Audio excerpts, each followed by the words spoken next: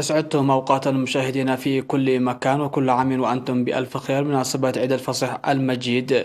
من الفضائية الإريترية نحييكم ونقدم لحضراتكم نشرة أخبار هذه الفترة، أصحابكم فيها قاسم أحمد، والبدء كالعادة بأهم وأبرز العناوين.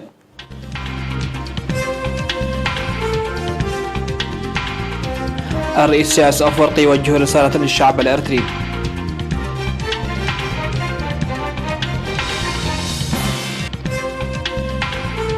أسرة إريترية تقيم في السويد تتبرع بمليون نقفة لتصدي فيروس كورونا.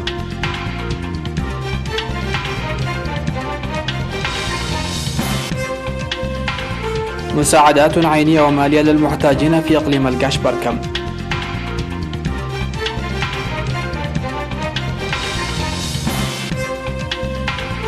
الوفيات بسبب كورونا ازدادت بنسبة 60% في إفريقيا.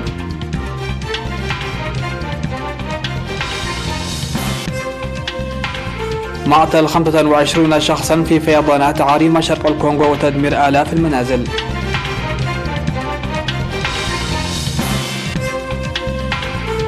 ناسا بصدد استئناف رحلات الفضاء المأهولة من الأراضي الأمريكية.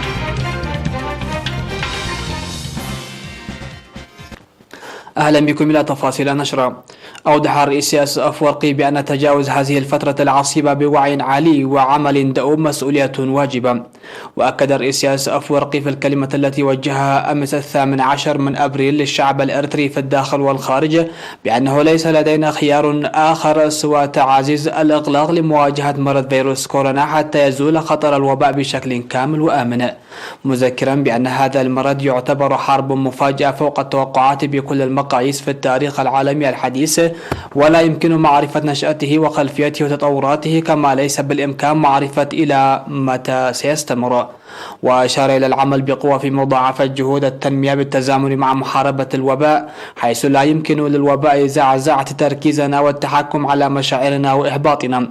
وقال فخامته بأننا سنعمل بقوة لإنجاح البرامج التنموية التي شرعنا فيها حتى نهاية العام 2020، مثل الاستعداد لمتطلبات موسم الخريف والتصدي لآفة الجراد وتعزيز التنمية الزراعية وقدرات التنمية المروية والدفع قدما ببرامج البنى التحتية خاصة الطرق، والتوسع في برامج تنمية المياه وتحسين خدمات المواصلات الشعبية والخدمات الكهربائية وضمان توفير المواد الاستهلاكية الأساسية. وأضاف الرئيس سياس أفورقي بأن مسيرة التنمية ستستمر عام 2021 بتقييم دقيق ومنقح للبرامج لتفادي العجلة في الزمن الضائع، وبأننا سنعمل بقوة للقيام بما يطلب منا من إسهامات فعالة في كل الجوانب المتوازنة: التصدي للوباء والتصدي التنموي انطلاقا من الوعي والاستعداد الجماهيري المشهود وسرعة قوات الدفاع المضاعفة، فأن مما لا شك فيه بأننا سنمضي قدما وبكل ثقة. في الختام تمنى الرئيس سياس أفورقي عيد فصح سعيد ورمضان كريم مع خريف مبشر، مذكرا الإريتريين في المهجر للاستعداد الأفضل لما بعد كورونا، مقدما امتنانه وتقديره لمساهماتهم المعهودة.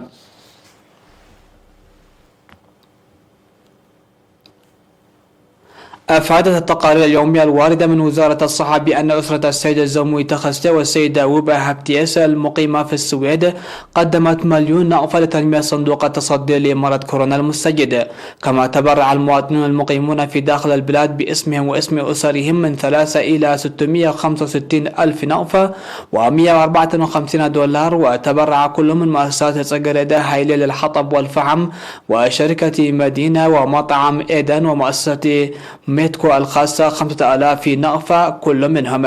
من جهة ثانية تبرع الإريتريون المقيمون في بيروت اللبنانية 6532 دولار أمريكي.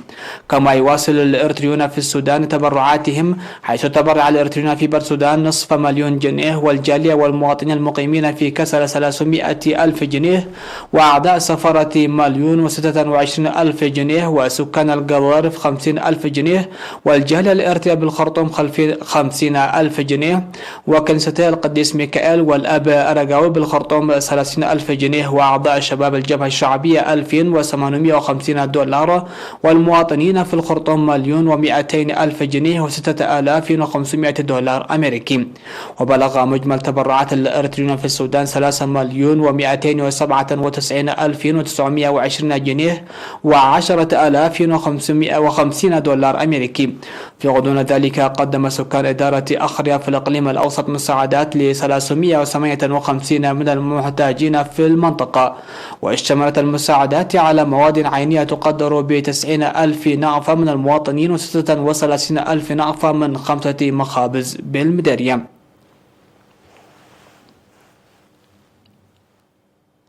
يقوم سكان مديريات اقليم القاشبركة بدعم صندوق مكافحة فيروس كورونا ومساعدة المتضررين من الخطر الصادر.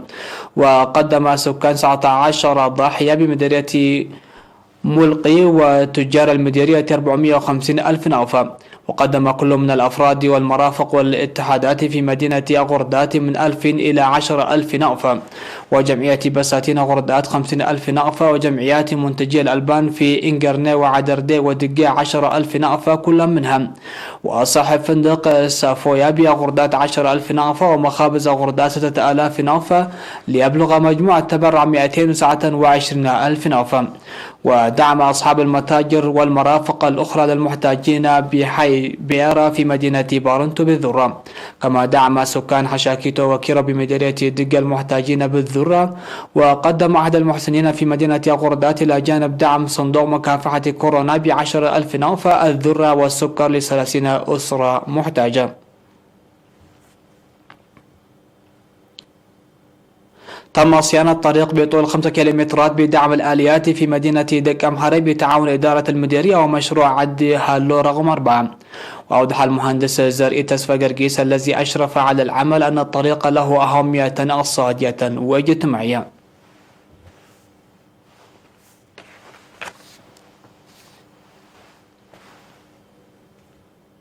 مشاهدينا الأكارم، فاصل قصير ومن ثم أوافيكم بالأنباء على الصعيد العالمي، فابقوا معنا.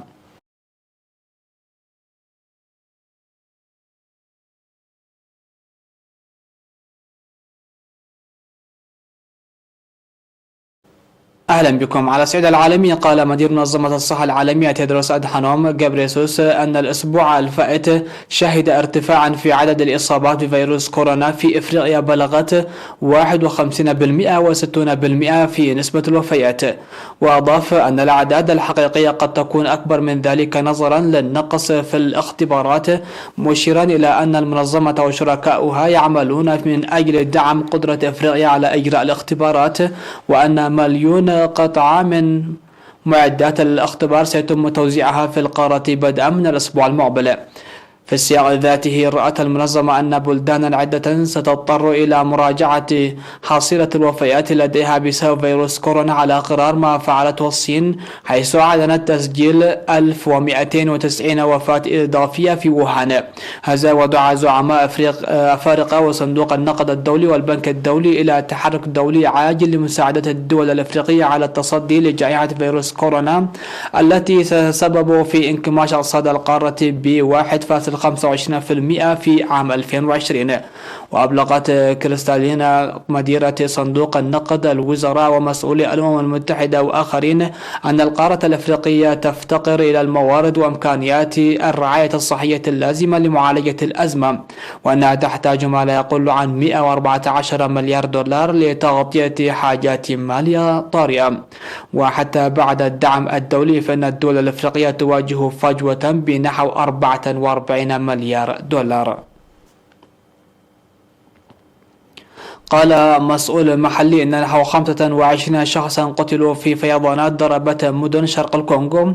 وأعلن كيزا موهانو مدير إقليم أوفيرا في مقاطعة كيفو الجنوبية أن فرق الإنقاذ تباشر البحث عن ناجين وانتشال الجثث.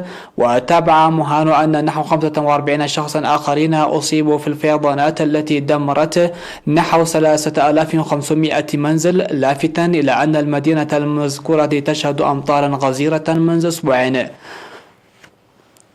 ونتجت الفيضانات بعد أن غمرت مياه الأمطار نهر مولوغنا في مدينة أوفيرا. ونشد المدير الجمعيات المتطوعين لتقديم مساعدة عاجلة لحوالي 1000 أسرة مشردة.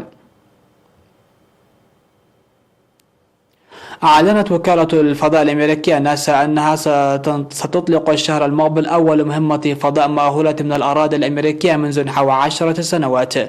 ومن المزمع أن يقلع الصاروخ والمركبة الفضائية التي يقلها من مركز كينيدي للفضاء بولاية فلوريدا يوم 27 من مايو المقبل لنقل رائدي فضاء إلى محطة الفضاء الدولية. وتستخدم ناسا صواريخ روسية في رحلات الفضاء المؤهلة منذ توقف برنامجها لمكوكات الفضاء في عام 2011. وسوف يستغرق رائدا الفضاء بوب بنكن وداغ هيرلي حوالي 24 ساعة للوصول إلى محطة الفضاء الدولية. ويوجد حاليا على متن المحطة رائد فضاء أمريكي وآخران روسيان. لم يكن هناك عناق أو قبلات للأصدقاء والأقارب عندما تزوجت جيردا وبافيل تيون في مكتب لتوثيق الزواج بموسكو، لكن عشرات من الضيوف أمطروا الزوجين السعيدين برسائل التهنئة. وكأماكن كثيرة في العالم طبقت موسكو إجراءات إغلاق شملت منع تجمعات الأشخاص وسط وباء فيروس كورونا، مما تسبب في إلغاء حفلات الزفاف وغيرها من الاحتفالات. لكن العروسان فضلا ألا يؤجلا عقد الرباط المقدس حتى على الرغم من أن الضيوف لن يحضروا. وفي المكاتب المدينة لتوثيق الزواج في موسكو غير مسموح سوى بحضور العريس والعروس في الوقت الذي تستمر فيه جهود وقف انتشار فيروس كورونا. وقالت جيردا وتيون إن زواجهما بالطريقة التي تم بها في غياب المدعوين وعدم استئجار قاعة لإقامة حفل الزفاف كلفهما إجمالا $9، نصفها لمكتب التوثيق.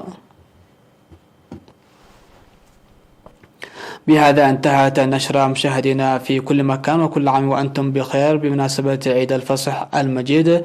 وفي الختام تقبلوا تحياتي وتحيات الفريق العامل ودمتم بأمان الله.